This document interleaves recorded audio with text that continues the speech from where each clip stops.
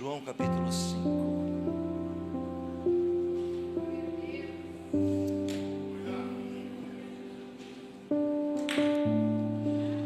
Passadas essas coisas, havia uma festa dos judeus e Jesus subiu para Jerusalém. Ora, existe ali, junto à porta das ovelhas, um tanque chamado em hebraico de Beit Hesed, em português Betesda, o qual tem 5 pavilhões.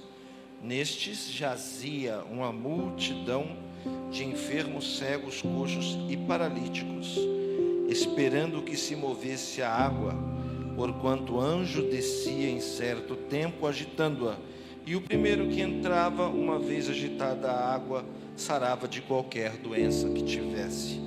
Estava ali um homem enfermo, havia 38 anos. Jesus, vendo-o deitado e sabendo que estava assim há muito tempo, perguntou-lhe: queres ser curado? E ele então respondeu: eu não tenho ninguém que me ponha no tanque quando a água é agitada, pois enquanto eu vou, desce sempre outro antes de mim. Então Jesus lhe disse: levanta-te, toma o teu leito e anda. Imediatamente o homem se viu curado, e tomando o leito, pôs-se a andar. E aquele dia era hoje. É hoje. Hoje é o dia. Queridos, eu gosto muito da amplitude do escritor ao narrar esse épico milagre. Me parece que João enxerga essa cena não com os olhos humanos, mas ele enxerga essa cena com os olhos de Deus.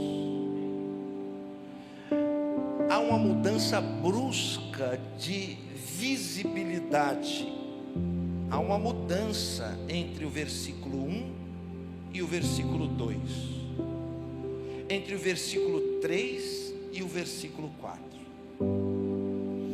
Olha só o que a Bíblia vai dizer: passadas essas coisas, havia uma festa dos judeus, e Jesus, judeu, subiu para Jerusalém. Apenas 3 datas, 3 festas fixas, obrigava judeus a fazerem uma romaria até Jerusalém. E eles partiam de todos os lugares do mundo antigo para cumprir essa mitzvah, para cumprir esse mandamento. Então, quando se aproximavam de Jerusalém, parecia-se o caldo de um rio que ia se engrossando quanto mais se aproximavam.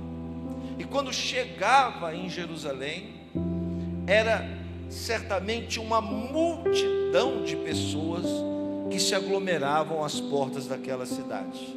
Na época de Jesus, moravam 10.000 pessoas em Jerusalém. Nos dias de festa, 300.000 pessoas subiam para a cidade sagrada. Então você imagina, 2.000 anos atrás, 300.000 pessoas indo todos para um único lugar. Há uma revelação no verso 1 que não é descrita pelo autor. Ele diz assim: tinha uma festa dos judeus e Jesus foi para Jerusalém para cumprir essa festa. Junto com ele, 300.000 pessoas. Para quem não sabe, Jerusalém possui até hoje 12 portas na sua muralha. Porém, há 2.000 anos atrás, as pessoas que iam para Jerusalém, elas deveriam entrar pela maior e mais suntuosa de todas as portas. O nome dela, Porta Dourada. A Porta Dourada das 12 era a mais alta e a mais larga. Por que a porta dourada era mais significativa naquela época? Porque a porta dourada, ela dava direto para o templo, para o Beit HaMikdash. Se você abrir agora aí no Google, foto de Jerusalém atual, a maioria das fotos de Jerusalém, ela é tirada do Monte das Oliveiras, que aí dá para você ver toda a cidade. Algumas coisas que você vai ver nessa foto agora, não sei se o Abraão pode colocar ali. O que você vai ver nessa foto agora? Você vai ver que a cidade tem um muro, que na foto parece bem pequenininho, mas esse muro na parte mais baixa tem 30 metros de altura. E você vai perceber que dentro da cidade, preste atenção no que eu estou dizendo hoje, dentro da cidade você vai perceber um templo, que vai se destacar de todas as construções que tem lá. Por que ele vai se destacar? Porque ele tem uma abóboda, ele tem uma cúpula redonda, dourada. Aquele templo chama-se Mesquita de Al-Aqsa, é um santuário islâmico. Você vai perceber que ela é dourada, e aquilo não é pintado com spray nem com rolinho não, aquilo é ouro, e ele tem a espessura de 3 milímetros. O rei de Omã mandou, pronto, está aqui, só que a foto não é essa, é outra. O rei de Omã doou, isso é gigantesco, viu, irmãos? O rei de Omã doou ouro para cobrir toda essa abóboda. Essa mesquita é a terceira mais sagrada do Islã. A primeira é em Meca, a segunda é em Medina e a terceira em Jerusalém, porque segundo a tradição islâmica, Mohammed foi arrebatado em Jerusalém. Tradição islâmica. Essa mesquita tem 1.300 anos de idade e é patrimônio da humanidade. Na época de Jesus, ela não existia. E o que estava lá era o templo de Herodes o Grande. Era para lá que judeus do mundo inteiro se direcionavam para adorar, oferecer sacrifícios e holocaustos ao Deus de Israel. Se você olhar, e a foto, ele não achou a foto certa, se você olhar hoje, você vai ver lá dentro essa abóboda, e na reta dela, a foto tirada do Monte das Oliveiras, você vai ver uma porta, que hoje, grave bem o que eu vou dizer, hoje, essa porta está fechada, totalmente fechada de pedras. Aê, abre mais um pouco, deixa eu ficar distante para me enxergar. Abre mais um pouco, por favor. Não, fecha. Eu digo abrir porque a porta não está aparecendo aqui. Não aparece aí? Pois é, mais ou menos nessa direção aqui, senhores, tem uma porta, que é essa porta, que os judeus migravam do mundo inteiro, entravam por ela para sair ali, onde era o templo, porque a mesquita não existia. Essa porta hoje está fechada com blocos, e na frente dela existe um cemitério, aquelas coisinhas brancas lá no canto, aquilo é um cemitério. Quem foi que fechou essa porta? E quem foi que colocou um cemitério em frente a essa porta? Os islâmicos, quando conquistaram essa cidade, no ano 1000, durante as cruzadas, ouviu dizer que quando o Messias viesse, ele ia entrar por essa porta, ia entrar no templo de Deus, ia começar a era messiânica. Então o que os muçulmanos fizeram? O Messias vai entrar nessa porta? Nós vamos impedir. Fecharam ela toda de pedra e colocaram um cemitério na frente, porque eles sabem que o Messias nunca pisaria num lugar onde estivesse pessoas sepultadas. O que não contaram para os islâmicos é que o texto da Bíblia diz que quando o Mashiach voltar para entrar nesta porta, a primeira coisa que vai acontecer, os mortos vão ressuscitar. Eles fecharam com pedras, impedindo, mas a Bíblia diz que quando ele pisar no Monte das Oliveiras, haverá um terremoto sobre a cidade de Jerusalém, e certamente essas portas estarão abertas para que o Messias entre. Por que pessoas do mundo inteiro, quando iam para Jerusalém, eles se afunilavam, ficavam dias se afunilando nessa porta para entrar por ela? Justamente porque todos eles sabiam que aquela porta é a porta onde o Messias vai entrar quando ele vier para reinar durante 1000 anos. Todos eles sabiam. Então eles vinham em caravana, imagina, quando chegava perto da porta, se amontoavam ali, dando um passo de cada vez, todos apertados. Eu estou pregando o versículo primeiro. Olha aí, Abraão, você é demais, Abraão, olha aí, ó. Aqui na foto parece pequenininho, né? Cada pedrinha dessa tem 14 toneladas. Isso aqui é gigantesco, muito alto. Eu estou profetizando que um dia você vai lá. O Daniel vai levar vocês lá. Obrigado, Abraão. Eles vinham, veja, tem uns umbrais até hoje. Isso aqui é da época de Jesus, tá? Eles vinham e se afunilavam aqui para entrar para cá. E olha lá, ó, era lá que estava o templo. Aqui tinha uma rampa gigantesca e eles iam em romaria até o templo. Então existiam pessoas que juntavam dinheiro a vida inteira só para ter a honra de passar nessa porta uma vez na vida. E eles vinham, ó, apertados. Quando chegavam aqui, ninguém passava pelo meio, ficava 2 filas gigantes pelas laterais, porque eles queriam colocar a mão nesses umbrais.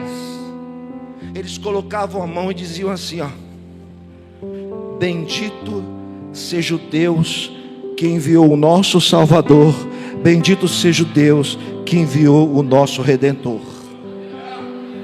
Isso era uma honra. Pelo menos uma vez na vida eles deveriam fazer isso. O texto sagrado diz que Jesus vai para Jerusalém num dia desses. Olha a amplitude de quem escreve. Ele vê no verso 1 uma multidão de pessoas se afunilando nessa direção. Olha o que vai acontecer no verso 2. Ora,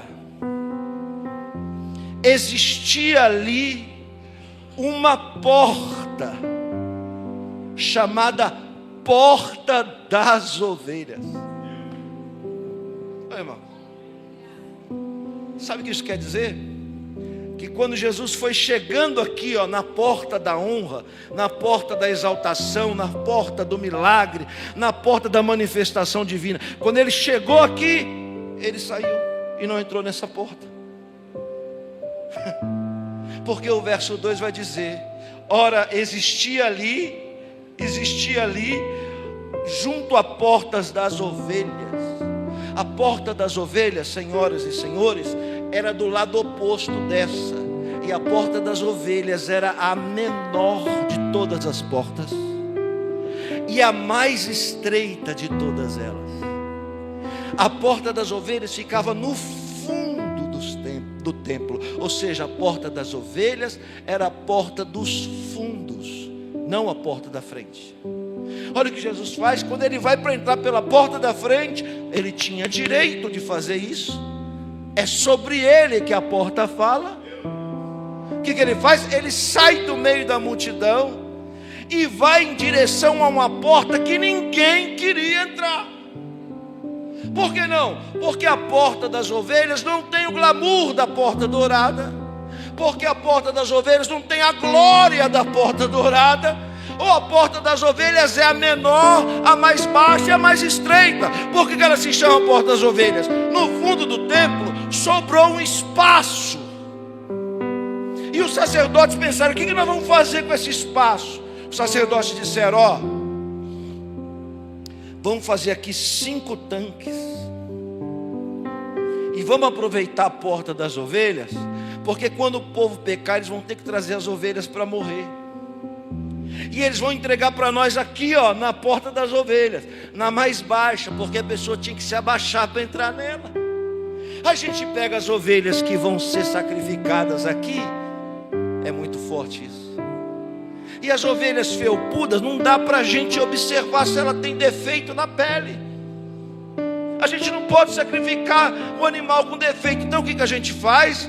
Antes de sacrificar a ovelha, a gente mergulha ela nesse tanque. E quando a gente tirar da água, o pelo vai estar baixo. E aí a gente pode examinar melhor se ela tem defeito na pele. Verso 1, havia uma festa dos judeus, multidão. Verso 2, não tem ninguém na porta das ovelhas, só Jesus. Deus nos enxerga como um todo e como um único. Ele te vê no meio da multidão. Ele escuta. Você imagina quantas orações sobem deste planeta para o céu? Imagina, são 8 bilhões de pessoas. É oração subindo direto para o trono de Deus. Deus conhece uma por uma de todas elas. Jesus sai, ele dispensa essa glória e vai para uma porta que ninguém queria ir. Me parece que Jerusalém fala de nós, porque todos nós aqui temos uma porta escondida. Todos nós aqui temos uma porta de sofrimento, de dor, de vergonha. Uma porta que quando alguém se aproxima, a gente nunca vai abrir ela para ninguém. E quando abrir, pode acreditar, vai ser uma das últimas portas que vamos abrir. Porque é na porta das ovelhas que nós escondemos nossos defeitos, as nossas imperfeições, as nossas falhas. Todo mundo aqui tem uma porta das ovelhas. E Jesus está interessado nela nessa noite. Ele sai, você imagina a cena, ele sai dali, vai para lá. Chega lá na porta das ovelhas, não tem ninguém. Ele se abaixa, passa ali e entra. Quando ele entra, ele encontra um segundo tipo de culto. Era o culto das pessoas defeituosas. Porque eram 5 tanques, Daniel. E um desses tanques não tinha nenhuma ovelha nele. Era uma multidão de gente com defeito. Verso 1, uma multidão na porta dourada. Verso 2, Jesus sozinho. Verso 3, uma multidão à beira de um tanque. Uma outra multidão paralela, ilegal, desprezada. Um outro tipo de crente que não tinha direito desta glória. Porque pessoas aleijadas, paralíticas ou com qualquer defeito, a Torá dizia que eles não poderiam entrar aqui. Eles não poderiam entrar pela porta da frente, então eles entravam pela porta dos fundos. A Bíblia diz que estavam ali, é plural, cegos, aleijados, coxos, paralíticos. Só gente com problema, só gente com defeito. Os perfeitos vão ali, os defeituosos vão lá. Observe o interesse de Jesus. Ele não está interessado nas suas virtudes, ele está interessado nos seus defeitos. Ele é salvador de defeituosos, de aleijados espirituais, de paralíticos espirituais, de cegos espirituais, de pessoas que carecem. Elas têm essa desvantagem de ter defeito, mas elas têm lá na porta dos fundos o que ninguém tem na porta da frente. Elas têm uma fé que quem está entrando nessa porta não tem. E se tem uma coisa que Deus gosta no ser humano é essa tal de fé. Parece que é um imã que o atrai. Jesus sai do meio dessa multidão, ele não está interessado muito nisso. Ele não está interessado muito nesse glamour. Você entende? Não adianta você chegar aqui e falar das coisas certas e boas que você faz. É muito maior para Deus você ter a grandeza de dizer e contar para Ele os seus defeitos. O interesse de Jesus, Ele vai lá pela porta das ovelhas, entra lá, chega lá, dá de cara com um tanque cheio de lodo, com pessoas mal cheirosas. E Ele entra, o que Ele faz? Ele poderia parar na porta e dizer: todo mundo todo mundo, olha para mim. Todo mundo agora receba a cura. E todo mundo ia ser o quê? Foi isso que Ele fez? Não foi isso que Ele fez. Poderia ter feito, mas não fez. Ele saiu, com licença. Com licença. Opa. Com licença, senhor. Com licença. Chegou na beira. Um aleijado. Ele olhou e disse: quer ser curado? Irmãos, isso é pergunta que se faz para um aleijado?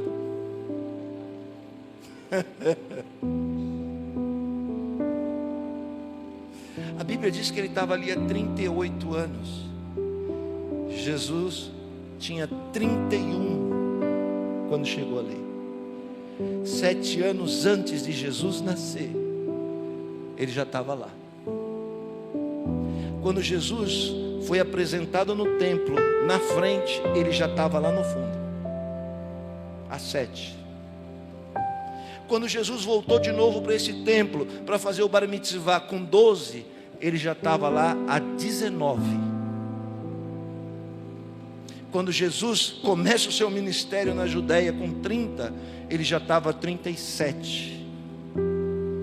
Quando Jesus vai até lá para pregar, para fazer a obra na vida dele, ele estava com 38 anos, na beira de um tanque. Como aguentar tanto tempo? Mas foi porque aguentou tanto tempo que Jesus foi lá. Você quer que Jesus venha? Então você tem que aguentar. Não importa quanto tempo demore, mas você tem que aguentar. Ele estava lá 38 anos, Jesus chega e pergunta: quer ser curado? Lembra do cego? Trouxeram um cego para Jesus. Cego. Jesus parou e falou para o cego: o que queres que eu te faça? O cego devia dizer: não, eu quero uma bengala nova com direção hidráulica, ar-condicionado. Você pergunta que se faça para um cego? Você pergunta que se faça para um aleijado? Isaías capítulo 6, só está Isaías e Deus. Deus faz uma pergunta assim, jogando ao vento: quem enviarei? Quem há de ir por nós? Como se houvesse mais alguém ali. Isaías diz: eis-me aqui, envia-me a mim. Por que será que Deus faz esse tipo de pergunta, sendo que a resposta é óbvia? É simples. Deus sabe tudo o que você precisa, mas Ele quer ouvir da sua boca o que você quer que Ele faça. Durante muito tempo, década de 90, eu falava assim: eu não vou orar, contar para Deus o que eu estou vivendo e passando. Eu não vou fazer isso, falar para Deus o que eu estou sofrendo. Eu não vou fazer porque Ele sabe. Ele sabe de tudo. Então para que eu vou contar algo que Ele já sabe? Claro, eu preciso fazer isso, mesmo Ele sabendo, porque isso é um sinal de relacionamento. Isso é um sinal de confiança. Então, Deus sabe tudo que você precisa, tudo que você veio buscar e tudo que você quer aqui agora. Mesmo assim, Ele quer ouvir da sua boca, como um filho e como uma filha, o que você quer que Ele faça. Ele vai, encosta e diz: quer ser curado? O cego olha e diz: pois é, se eu não quisesse eu não estaria aqui, né? Claro que eu quero, mas só que não basta eu só querer. Porque toda vez que o anjo mexe a água, vem outro e pula na minha frente. Eu já vi 38 pessoas sair daqui, e a minha esperança é justamente o dia que vai chegar a minha vez, porque se aconteceu com eles, isso vai acontecer comigo também. Você entende o que eu estou falando ou não? Ficou 30 anos no forró bodó, ficou 30 anos bebendo, fumando e na festa, aí se converte, quer que Deus passe você na frente de todo mundo, porque os seus olhos são azuis, porque você se acha melhor do que os outros. Eu aprendo com esse homem o seguinte, ele diz: não chegou a minha vez, mas eu não arredo o pé, porque se aconteceu com ele, se aconteceu com ela, vai acontecer comigo também.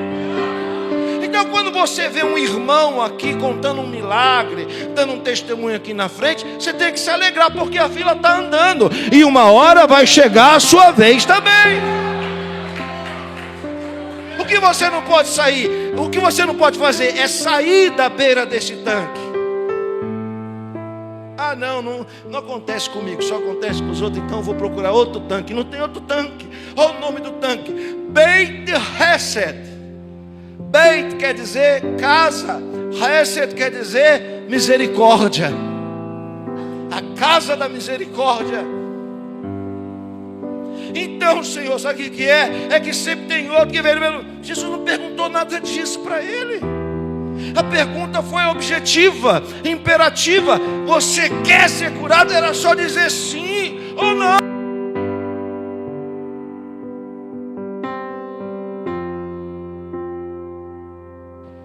Ah, não parece este homem, eu e você? Porque, por exemplo, num culto desse que você não dá nada, mais um culto, mais um domingo, aí o Senhor desce nessa casa, olha para você e diz assim: e aí, meu filho, ou minha filha, o que você quer que eu te faça? É só você responder. Mas aí o que você faz? Ah, eu não estou aguentando mais minha mãe. Ah, minha mulher está me infernizando, sabe, Jesus?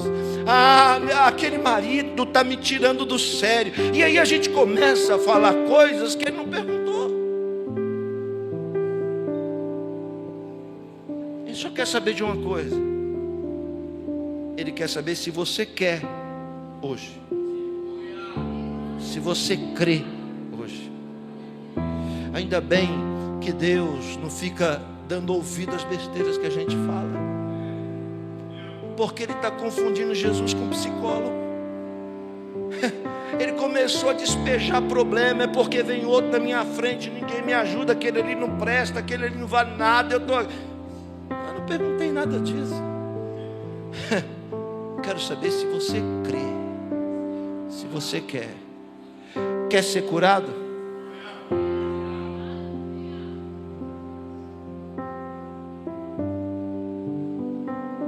Levanta, toma o teu leito e anda. Espera aí. Eu tenho certeza que Jesus se abaixou para falar isso no ouvido desse homem. Porque se ele fala aberto, levanta, toma o teu leito e anda, os outros paralíticos tudo ia levantar. Viúva de Naim, se ele chega na esquina, se ele não chega ali no caixão e manda o menino levantar, se ele ordena: morto, levanta-te, todo mundo do cemitério ia levantar.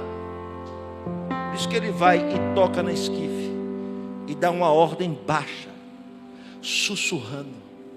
Sussurrou no ouvido deste homem na beira do tanque, e também vai sussurrar no seu ouvido essa semana, também vai falar na brisa essa semana no seu coração, e dizer para você não temer, porque Ele é contigo, que Ele está te contemplando à beira desse tanque, e Ele vai fazer você levantar e andar, e tudo que está atrofiado vai voltar a ser como era antes. Levanta, toma o teu leito e anda, mas é aqui, ó. Levanta, toma o teu leito e anda.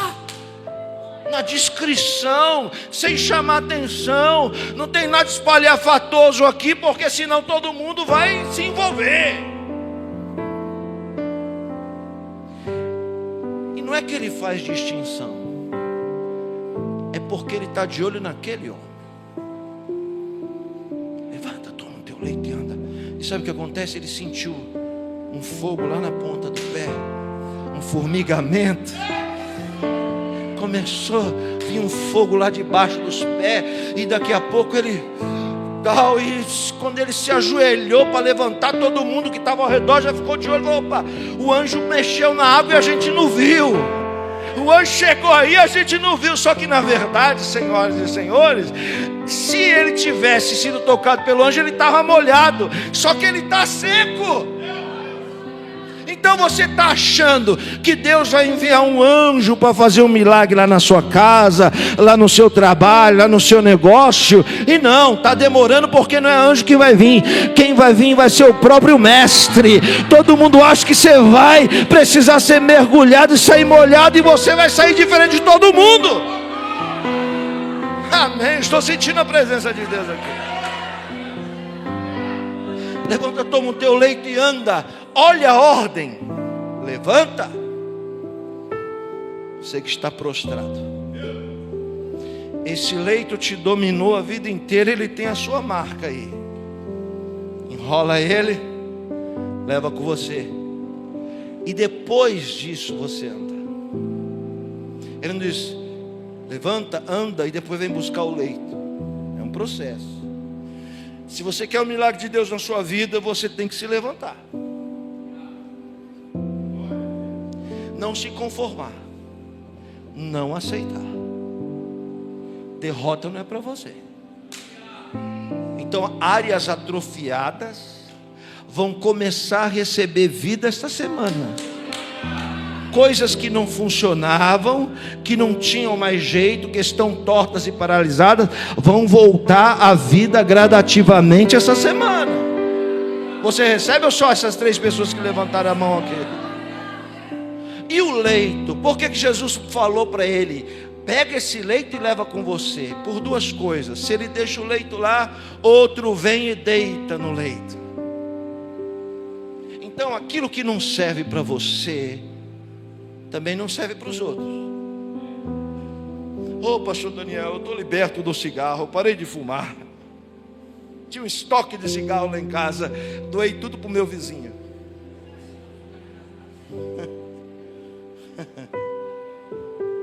Eu tinha lá um altar cheio de imagem de escultura, pastor Daniel. Agora eu me converti, não me prostro mais diante de imagem de escultura. Daniel disse, que bom, irmã. E você fez o que com o altar? Eu doei para minha avó, ela é muito religiosa. O que não serve para você, também não serve para os outros. Segundo, Jesus mandou pegar aquele leito, enrolar e botar debaixo do braço. Ele nunca mais ia precisar daquele leito. Para se deitar, não, olhe para mim. Mas agora mais do que nunca ele ia precisar daquele leito. Eu vou lhe contar uma história rápida para você entender o que eu disse. Um dia eu fui pregar numa igreja, o pastor estava numa cadeira de roda há 11 anos, paraplégico. E depois que eu passei por lá um tempo, eu recebi a notícia que um senhor foi lá pregar e orou por ele, ele se levantou da cadeira de roda. Foi aquela bagunça na igreja. Alguém chegou e disse, vamos pegar essa cadeira de roda e vamos pôr aqui, ó, no altar, para todo mundo ver. O outro disse, para que isso? Bobeira. Vamos pegar essa cadeira e vamos doar lá para Casas André Luiz. Vai servir para outro. E aquele estica e puxa para ver quem ficava com a cadeira. O pastor levantou e falou, deixa eu falar uma coisa para vocês, amigos. Ninguém vai levar essa cadeira. Essa cadeira é minha. Ela vai ficar comigo. Mas por que, pastor? Você está doido, você está andando, você não precisa mais disso. Não, agora é que eu preciso. Eu preciso dessa cadeira para colocá-la na cabeceira da minha cama. Todo dia de manhã que eu levantar e colocar os pés no chão, eu vou olhar para ela e lembrar de onde Deus me tirou. Sabe por que Jesus disse: enrola esse leito e bota debaixo do seu braço e nunca se aparte dele? Para aquele homem nunca mais se esquecer de onde Deus o tirou. Olha aqui para mim. Se tem uma coisa que irrita Deus, é gente que se esquece de onde Deus o tirou. Gente ingrata. Por isso que tem algumas coisas na sua vida que é resquício da bomba que explodiu lá atrás. Os fragmentos te feriram e não cicatriza. Por quê? Para você nunca se esquecer de onde Deus te tirou. Me incomodo. Quando eu lembro daquele lugar, eu fico incomodado. É para você não esquecer de onde Deus te tirou. Aquela fase, aquele ano, aquele momento, aquele lugar. É para você não se esquecer de onde Deus te tirou.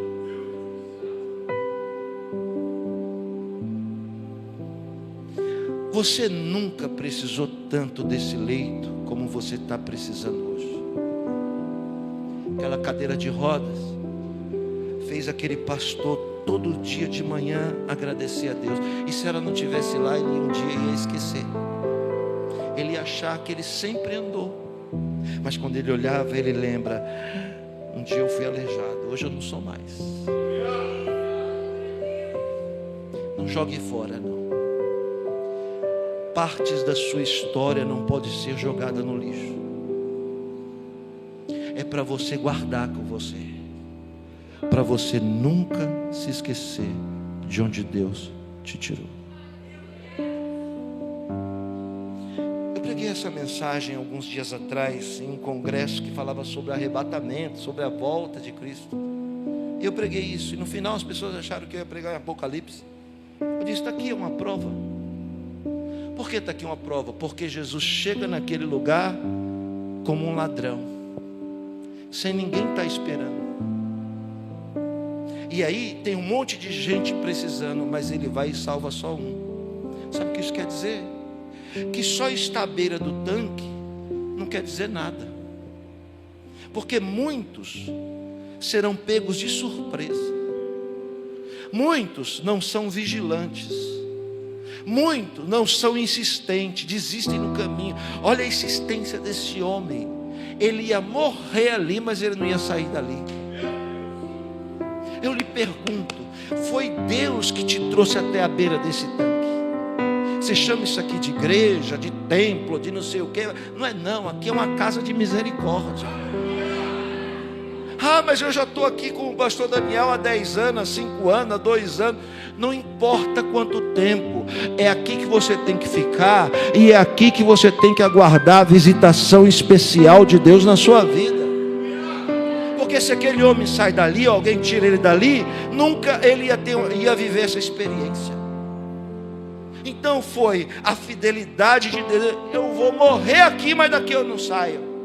Aperta a mão de alguém que está perto de você. Vem cá, botafoguense. Vem cá, botafoguense. Eu nunca tinha visto botafoguense. Você é o primeiro que eu conheci. Aperta a mão de quem está perto de você e diga: eu vou morrer aqui e ninguém me tira daqui.